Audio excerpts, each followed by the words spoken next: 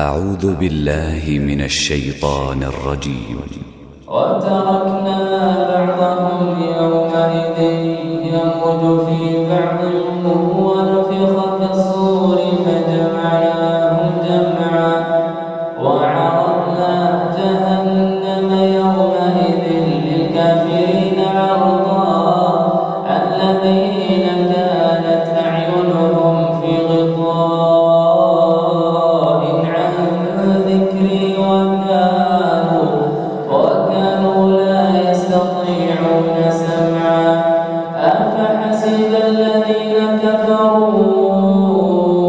أن يتخذوا عبادي من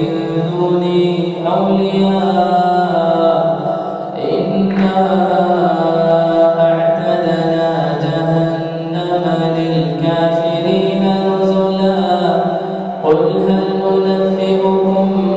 بالأخسرين أعمالا الذين ضل سعيهم في الحياة الدنيا وهم يحسبون أنهم يحسنون صنعا أولئك الذين كفروا بآيات ربهم ولقائه فحبطت أعمالهم فلا نقيم لهم يوم القيامة وزنا ذلك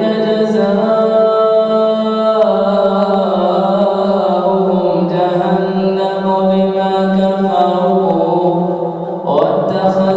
واتخذوا آياتي ورسلي هزوا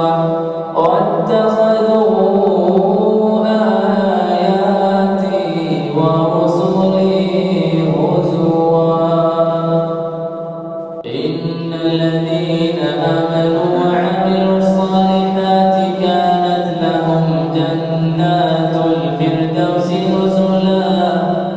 خالدين فيها لا يبغون عنها حولا قل لو كان البحر مدادا لكلمات ربي لنفد البحر قبل أن تنفد كلمات ربي ولو جئنا بمثله مددا قل إنما أنا بشر مثلكم يوحى إلي